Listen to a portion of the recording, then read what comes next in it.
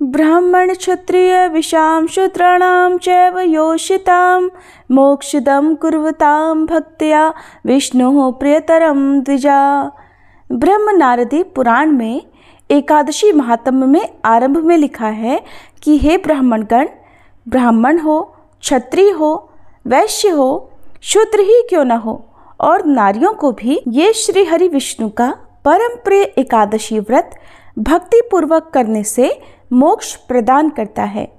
एकादशी व्रतम नाम सर्व काम फलप्रदम कर्तव्यम सर्वदा विप्र विष्णु प्रीणम कारणम। और ये भी कहा है, एकादशी नाम का ये फल सभी कामनाओं को प्रदान करने वाला है। ब्राह्मणों को यह व्रत श्री विष्णु प्रीति हेतु सर्वदा करना चाहिए। अर्थात यद्यपि इस व्रत से सभी कामनाएं पूर्ण होती हैं, फिर भी ब्राह्मणगण को श्री हरि की प्रीति की कामना से इस व्रत को सदैव सर्वदा करना चाहिए। हरे कृष्ण। आप सभी को योगिनी एकादशी की हार्दिक शुभकामनाएं।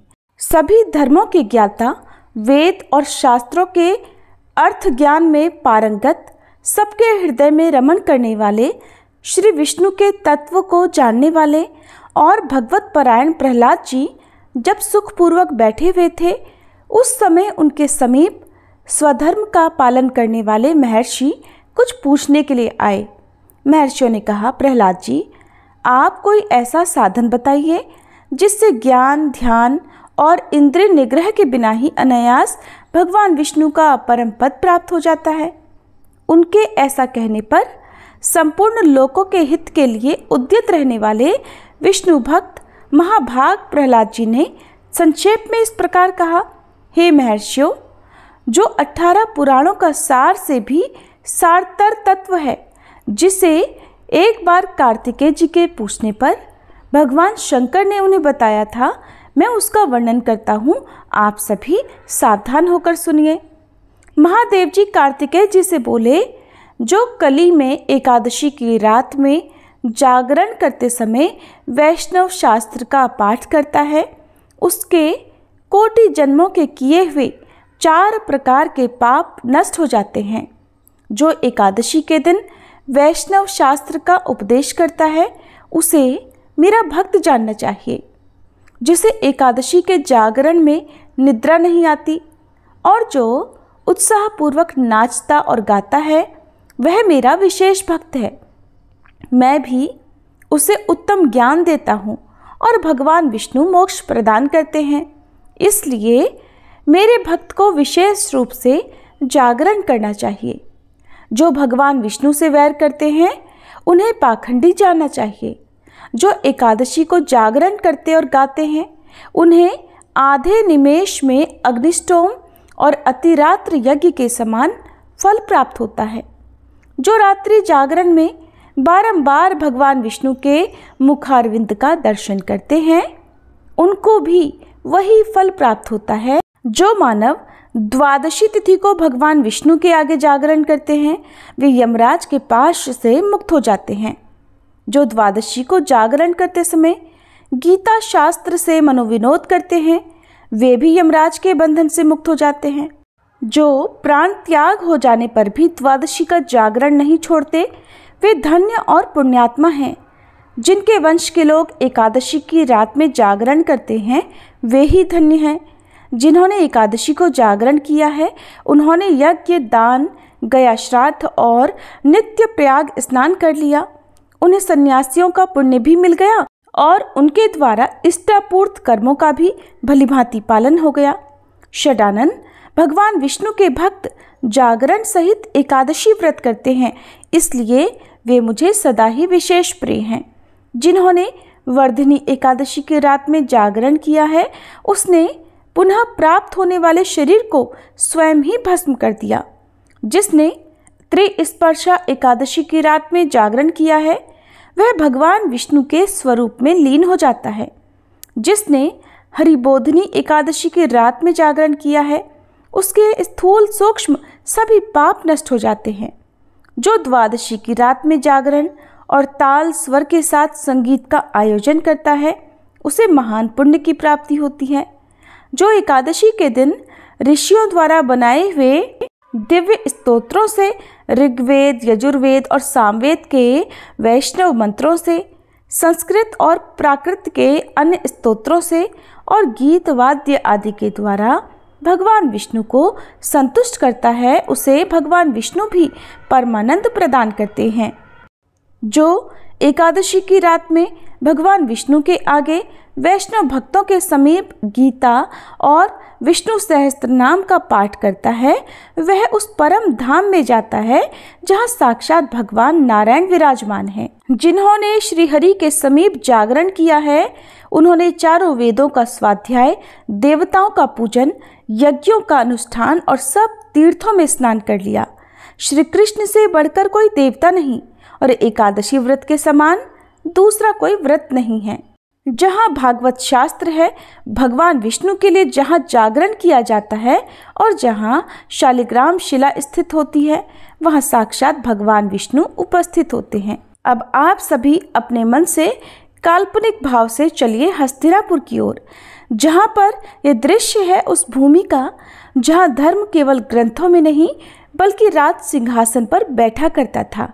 हाँ, ये वही हस्तिनापुर है जहाँ युधिष्ठिर जैसे धर्मनिष्ठ राजा ने न्याय और सत्य की नींव पर शासन किया और जहाँ भगवान स्वयं धरती पर अवतरित होकर अपने भक्तों के प्रश्नों का समाधान करते थे। आज वही हस्तिनापुर एक विशेष पवित्रता से भरा हुआ है। राजमहल का आंगन शांत है, पर उसका हर कण ईश्वर की प्रतीक्षा में कंपन कर रहा है। सिंहासन पर बैठे धर्मराज युधिष्ठिर की आंखों में आज कोई सांसारिक लालसा नहीं बल्कि एक तीव्र जिज्ञासा है। क्या कोई ऐसा व्रत है जो जन्म जन्मांतरों के पाप मिटा सके? क्या कोई ऐसा दिन है जो मोक्ष के द्वार खोल सके? और उसी क्षण नभ से शंखनाद की ध्वनि उठती है, हवा में तुलसी और चंदन की सुगंध फैल जाती है और स्वर्णिम रथ पर आरूढ़ होकर भगवान श्री कृष्ण हस्तिनापुर में पधारते हैं। उनके चरण पड़ते ही धरती पुलकित हो उठती है। राजा युधिष्ठिर हाथ जोड़कर नतमस्तक होते हैं और कहते हैं, हे जनार्दन, आपके श्रीमुख से मैंने निर्जला एकादशी का महात्म्य सुना। अब कृपया मुझे वह बताइए कि वह एकादशी कौन सी है जिससे मनुष्य अपने जीवन के समस्त रोग दोषों से भी मुक्त हो सकता है। भगवान श्री कृष्ण मुस्कुराते हैं, उनकी दृष्टि करुणा से भरी हुई है और वे कहते हैं, राजन, आषाढ़ मास के कृष्ण पक्ष की एकादशी को योगिनी एकादशी कहते हैं। ये केवल व्रत नहीं, आत्मा की यात्रा है, जहाँ भक्त और भगवान के बीच का संबंध और प्रगाढ़ हो जाता है। यह एकादशी पुण्य, तप और सेवा का वह योग है जो जन्मों के बंधनों को काटकर मनुष्य को प्रभु के परम धाम तक पहुंचा सकती है।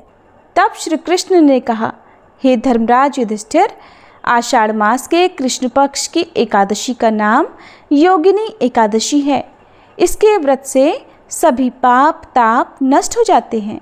यह व्रत इहलोक में भोग और परलोक में मुक्ति देने वाला है। हे धर्मराज, ये एकादशी तीनों लोकों में प्रसिद्ध है। इसके व्रत से सभी पाप नष्ट हो जाते हैं। तुम्हें मैं पुराण में कही हुई कथा सुनाता हूँ, ध्यानपूर्वक श्रवण करो। एक बार कुबेर नाम का एक राजा अलकापुरी नाम की नगरी में राज्य करता था। वह शिव भक्त था। उनका हेममाली नामक एक यक्ष सेवक था जो पूजा के लिए पुष्प लाया करता था। हेममाली की विशालाक्षी नाम की अति सुंदर पत्नी थी। एक दिन वह मानसरोवर से पुष्प लेकर आया, किंतु काम वासना के कारण पुष्पों को रखकर घर में अपनी पत्नी के साथ रमण करने लगा। इसी भोग विलास में मध्याह्न का समय हो गया। उधर हेममाली की प्रतीक्षा करते करते जब राजा कुबेर को मध्याह्न का समय हो गया और पूजा का समय निकलने लगा, तो उसने क्रोधपूर्वक अपने सेवकों को आज्ञा दी कि तुम लोग जाकर पता लगाओ हेममाली अभी तक पुष्प लेकर क्यों नहीं आया। जब सेवकों ने उसका पता लगा लिया तो राजा के पास जाकर बताया, हे राजन, वह हेममाली तो अपनी पत्नी के साथ रमण कर रहा है। इस बात को सुनकर राजा कुबेर ने हेममाली को बुलाने की आज्ञा दी। भय से कांपता हुआ हेममाली राजा के सामने उपस्थित हुआ। उसे देखकर राजा कुबेर को अत्यंत क्रोध हुआ और उसके होंठ फड़फड़ाने लगे।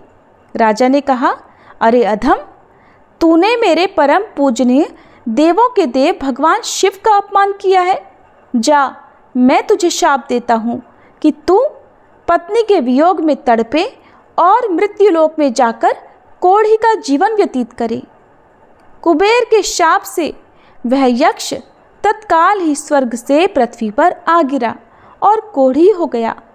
उसकी पत्नी भी उससे बिछड़ गई। मृत्युलोक में आकर उसने अनेक भयंकर कष्ट भोगे, किंतु भगवान शिव की कृपा से उसकी बुद्धि मलिन नहीं हुई और उसे पूर्व जन्म की सुध भी रही। अनेक कष्टों को भोगता हुआ और अपने पूर्व जन्म के कुकर्मों को याद करता हुआ हेममाली हिमालय पर्वत की ओर चल पड़ा। चलते चलते वह मार्कंडेय ऋषि के आश्रम में जा पहुंचा। वह ऋषि अत्यंत वृद्ध तपस्वी थे। वह दूसरे ब्रह्मा जी के समान प्रतीत हो रहे थे और उनका वह आश्रम ब्रह्मा जी की सभा के समान शोभा दे रहा था। ऋषि को देखकर हेममाली वहां गया और उन्हें प्रणाम करके उनके चरणों में गिर गया।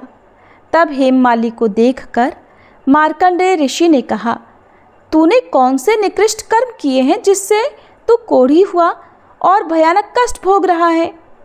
तब महर्षि की बात सुनकर हेममाली बोला, हे मुनिवर, मैं राजा कुबेर का अनुचर था। मेरा नाम हेममाली है। मैं प्रतिदिन मानसरोवर से पुष्प लाकर भगवान शिव की पूजा के समय राजा कुबेर को दिया करता था। एक दिन पत्नी रमण के सुख में फंस जाने के कारण मुझे समय का ज्ञान ही नहीं रहा और मध्याह्न तक पुष्प नहीं पहुंचा सका। तब उन्होंने मुझे शाप दे दिया कि तू अपनी पत्नी का वियोग और मृत्युलोक में जाकर कोढ़ी बनकर दुख भोग। इसी शाप के कारण मैं कोढ़ी हो गया हूँ और मुनिवर इस पृथ्वी पर आकर भयंकर कष्ट भोग रहा हूँ। इसलिए कृपा करके आप कोई ऐसा उपाय बताइए जिससे मुझे मुक्ति मिल सके। तब मार्कंडेय ऋषि ने कहा, हे हेममाली, तूने मेरे सम्मुख सत्य वचन कहे हैं, इसलिए मैं तेरे उद्धार के लिए एक व्रत बताता हूँ। अगर तू आषाढ़ मास के कृष्ण पक्ष की योगिनी नामक एकादशी का विधि विधान पूर्वक व्रत करेगा तो तेरे सभी पाप नष्ट हो जाएंगे। महर्षि के वचन सुनकर हेममाली अत्यंत प्रसन्न हुआ और उनके वचनों के अनुसार योगिनी एकादशी का विधान पूर्वक व्रत करने लगा। इस व्रत के प्रभाव से अपने पुराने स्वरूप में वह आ गया और अपनी पत्नी के साथ सुखपूर्वक रहने लगा। भगवान श्री कृष्ण कहते हैं, योगिनी एकादशी व्रत धारण करने से 88,000 ब्राह्मणों को भोजन कराने जितना पुण्य प्राप्त हो जाता है। तब भगवान श्री कृष्ण के उपदेशानुसार धर्मराज युधिष्ठिर ने भी योगिनी एकादशी व्रत का पालन किया और इस प्रकार योगिनी एकादशी की ये पुण्य कथा यहीं समाप्त होती है।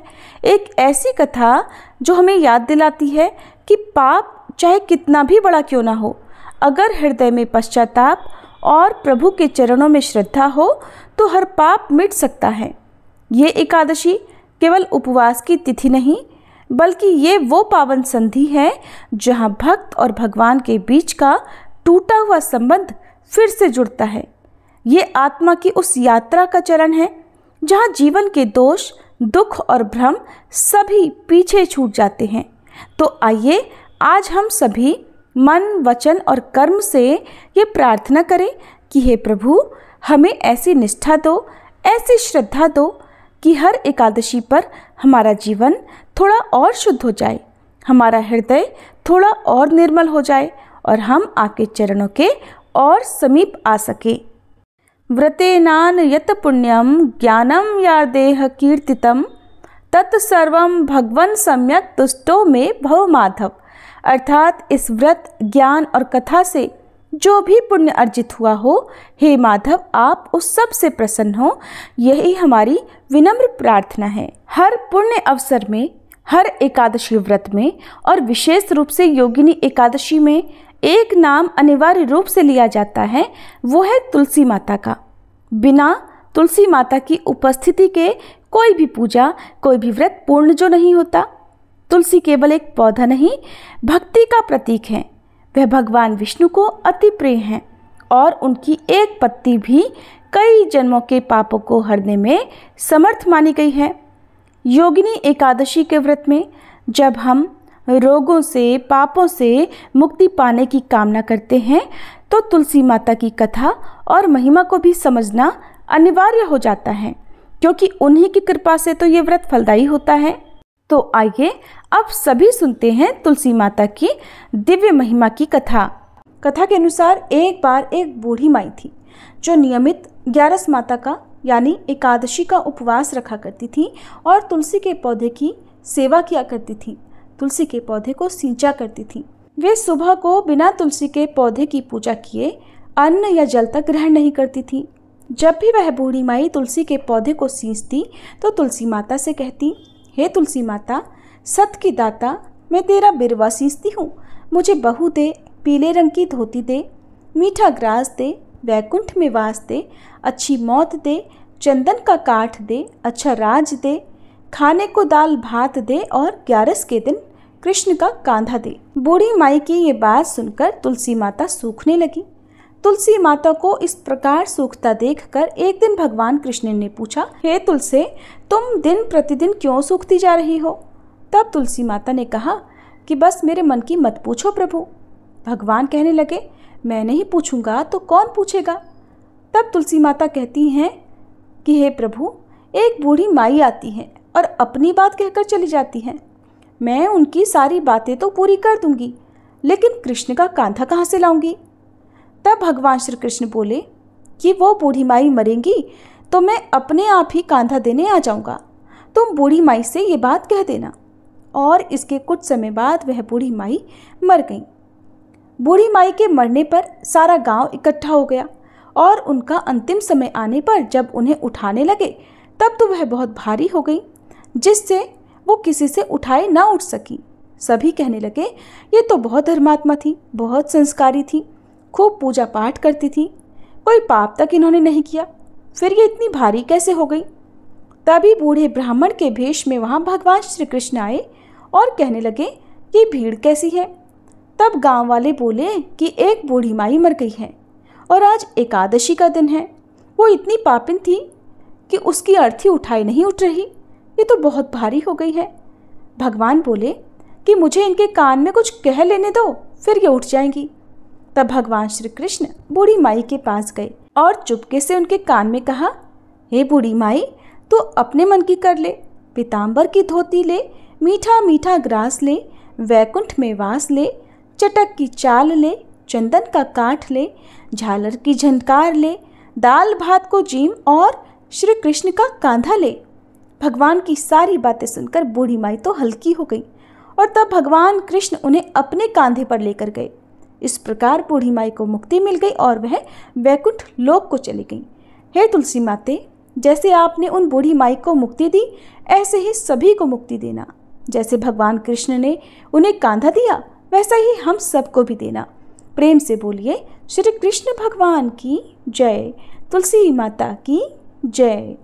जय जय तुलसी भगवती सत्यवती सुखदानी, नमो नमो हरिप्रेसी श्री वृंदावन खानी। श्री हरिशीष विरजनी देहु अमर वर अम्ब, जनहित हे वृंदावनी अब न करहु विलंब। धन्य धन्य श्री तुलसी माता, महिमा अगम सदा श्रुति गाता। हरि के प्राणहु से तुम प्यारी, हरहि हेतु कीन्हो तप भारी। जब प्रसन्न है दर्शन दीन हो, तब कर जोरी विनय उस कीन्हो। हे भगवंत कंत मम होहु, दीन जानि जानि छाड़हु छोहु। सुनी लक्ष्मी तुलसी की बानी, दीन हो श्राप कध पर आनी। उस अयोग्य वर मांगन हारी। हो बिटप तुम जड़ तनुधारी। सुनि तुलसी ही श्रव्यो तेहि ठामा। करहु वास तुहु नीचन धामा। दियो वचन हरि तब तत्काला। सुनहु सुमुखी जानी होहु बिहाला। समय पाई ब्योहरो पाति तोरा। पूजहि आस वचन सत मोरा। तब गोकुल मह गोप सुदामा। तासु भई तुलसी तू बामा। कृष्ण रास लीला के माही। राधे शक्यो प्रेम लखि नाही। दियो श्राप तुलसी तत्काला। नर लोक ही तुम जन्महु बाला। यो गोप वह दानव राजा। शंख चूर्ण नामक शिर ताजा। तुलसी भई तासु की नारी। परम सती गुण रूप अगारी। अस द्वै कल्प बीति जब गयहु। कल्प तृतीय जन्म तब भयहु। वृंदा नाम भयो तुलसी को। असुर जलंधर नाम पति को। कर अति द्वंद अतुल बल धामा। कीन्हा शंकर से संग्रामा। जब निज सैन्य सहित शिव हारे। मरहि न तब हर हर ही पुकारे। पतिव्रता वृंदाती नारी। को न सके पति ही संहारी। तब जलंधर ही भेष बनाई। वृंदा ढिग हरि पहुँचो जाई। शिव हित लहि करि कपट प्रसंगा। कियो सतेत्व धर्म तो ही भंगा। भयो जलंधर कर संहारा। सुनी उर शोक उपारा। तिह क्षण दियो कपट हरि टारी। लखि वृंदा दुख गिरा उचारी। जलंधर जस हत्यो भीता। सोई रावण तस हरहि सीता। अस प्रस्तर सम हृदय तुम्हारा। धर्म खंडी मम पति संहारा। यही कारण लहि श्राप हमारा। होवे तनु पाषाण तुम्हारा। सुनि हरि तुरत ही वचन उचारे। दियो श्राप बिना विचारे। लख्यो ना निज कर दूत पति को। छलन चाहियो जब पार्वती को। जड़ मति तुह अस हो जड़ रूपा। जग में तुलसी बिटप अनूपा। धग्व रूप हम शाली ग्रामा। नदी गंडकी बीच ललामा। जो तुलसी दल हम ही चढ़ई है। सब सुख भोग परम पद पई है। बिनु तुलसी हरि जलत शरीरा। अतिशय उठत शीश उर पीरा। जो तुलसी दल हरि शिर धारत। सो सहस्त्र घट अमृत डारत।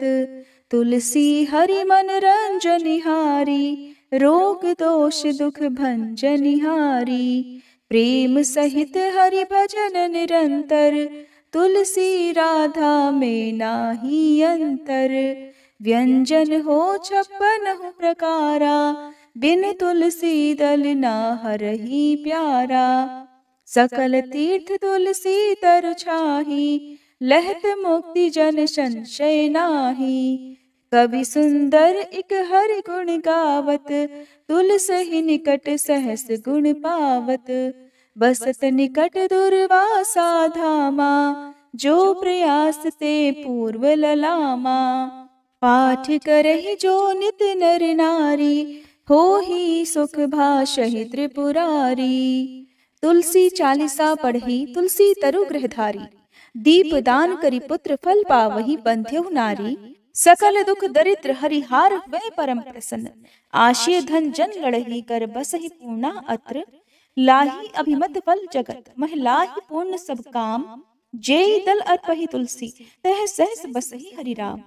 तुलसी महिमा नाम लख तुलसी सूत सुख राम। मानस 40 रच्यो जग मह तुलसीदास। प्रेम से बोलिए तुलसी महारानी की जय। तुलसी महारानी नमो नमो, हर की पटरानी नमो नमो, तुलसी महारानी नमो नमो। धन तुलसी पूरण तप कीनो, शालिग्राम बनी पटरानी नमो नमो, तुलसी महारानी नमो नमो, हर की पटरानी नमो नमो। जाके पत्र मंजरी कोमल, श्रीपति कमल चरण लपटानी नमो नमो, तुलसी महारानी नमो नमो, हरि की पटरानी नमो नमो। कौन महीने बोई रानी तुलसा, कौन महीने हुई हरियाली नमो नमो, तुलसी महारानी नमो नमो, हर की पटरानी नमो नमो। कौन महीने हुई तेरी पूजा, कौन महीने हुई पटरानी नमो नमो, तुलसी महारानी नमो नमो। आषाढ़ मास में बोई रानी तुलसा, सावन महीने हुई हरियाली नमो नमो, तुलसी महारानी नमो नमो, हरि की पटरानी नमो नमो। कार्तिक मास में हुई तेरी पूजा, मंगसिर मास हुई पटरानी नमो नमो, तुलसी महारानी नमो नमो, हर की पटरानी नमो नमो। धूप दीप नैवेद्य आरती, पुष्पन की वर्षा बरसानी नमो नमो, तुलसी महारानी नमो नमो, हर की पटरानी नमो नमो। 56 भोग 3600 व्यंजन, बिन तुलसी हरि एक न मानी नमो नमो, तुलसी महारानी नमो नमो, हरि की पटरानी नमो नमो। जो तुलसी को सवेरे गाए, श्री कृष्ण के दर्शन पाए नमो नमो, तुलसी महारानी नमो नमो, हर की पटरानी नमो नमो। जो तुलसी को दोपहर गाए, खीर खांड का भोग लगाए नमो नमो, तुलसी महारानी नमो नमो, हर की पटरानी नमो नमो। जो तुलसी को सांझ को गाए, श्री कृष्ण की आरती उतारे नमो नमो, तुलसी महारानी नमो नमो, हर की पटरानी नमो नमो।